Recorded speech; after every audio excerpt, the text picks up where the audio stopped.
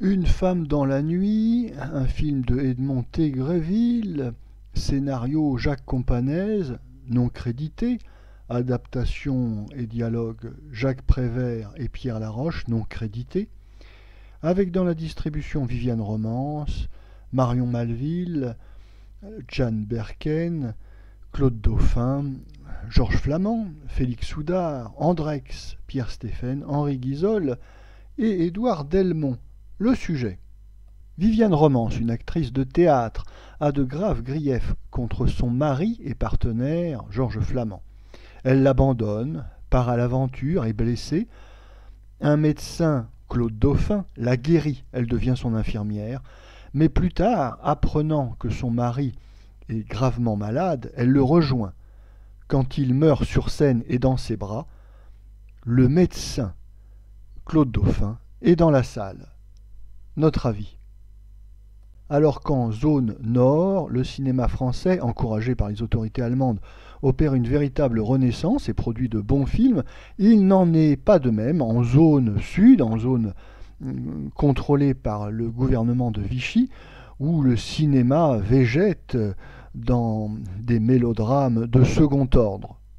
François Vineuil s'est souvent moqué dans les colonnes de Je suis partout de ce cinéma pétainiste, tiré de la bibliothèque verte et destiné à des pensionnats de jeunes filles, selon son expression heureuse. Et c'est vrai que ce film de 1941, Une femme dans la nuit, sorti en 1943, est bien représentatif de la médiocrité du cinéma pétainiste. Celui-ci est avant tout un cinéma de mélodrame, mais revisité par la Révolution nationale de Pétain, car par rapport au mélodrame d'avant-guerre, le mélodrame pétainiste se caractérise par le fait qu'en réalité ce n'est qu'un prétexte à un prêche moral, d'une morale d'ailleurs étouffante, fondée sur la résignation, l'acceptation de la fatalité, l'esprit de sacrifice. Il y a une faute à expier, il y a une culpabilité écrasante. Le cinéma pétainiste, c'est avant tout un cinéma d'expiation. Et c'est bien ce qui est déplaisant dans ce film de 1941, Une femme dans la nuit, sorti en 1943, où Viviane Romance, une mauvaise fille, une théâtreuse, battue, trompée par son mari indigne, eh bien, elle s'échappe, elle croit refaire sa vie avec un médecin honnête, mais l'esprit de devoir, de sacrifice, de résignation est bien là, et elle va se sacrifier, elle va sacrifier son amour pour revenir vers ce mari odieux, pour l'accompagner jusqu'à la mort. Oui, tout ça n'est pas très folichon, et cela d'autant plus que le réalisateur insiste lourdement sur le pathos du sujet.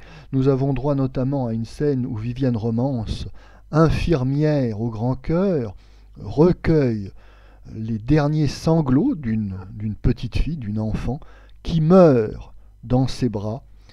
Scène donc lacrymale, d'autant plus que le médecin à ses côtés, interprété par Claude Dauphin, se tient le front et se mord le poing de désespoir. Oui, on peut difficilement faire plus lourd dans l'allusion.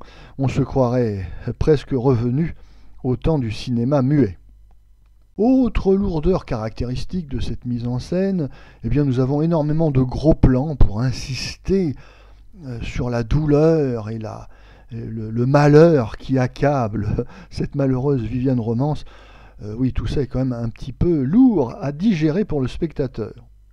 Non, le seul intérêt de ce film pétainiste est ailleurs, car il est réalisé eh bien, par une équipe d'antifascistes, au premier rang desquels Edmond T. Greville, le metteur en scène, qui, dans son dernier film en 1940, Menace, était très militant pour la cause. Et par ailleurs, le scénario est de Jacques Companèse, juif, tiré d'une œuvre d'Émile Zola. On ne s'étonnera donc pas du caractère lourdingue du mélodrame, connaissant cette précision. Oui, c'est du Émile Zola, revisité par Jacques Companèse. Participeront aussi à ce film Jacques Prévert et Pierre Laroche pour l'adaptation, les dialogues, mais leur travail sera coupé, il ne sera pas entièrement conservé. Seules les scènes jouées par les acteurs Andrex et Orbal sont bien de Prévert et Laroche. Comme quoi, lorsque l'on est artiste de gauche engagé, eh bien, avec un petit peu de bonne volonté, on arrive à réaliser, à créer un petit chef-d'œuvre pétainiste.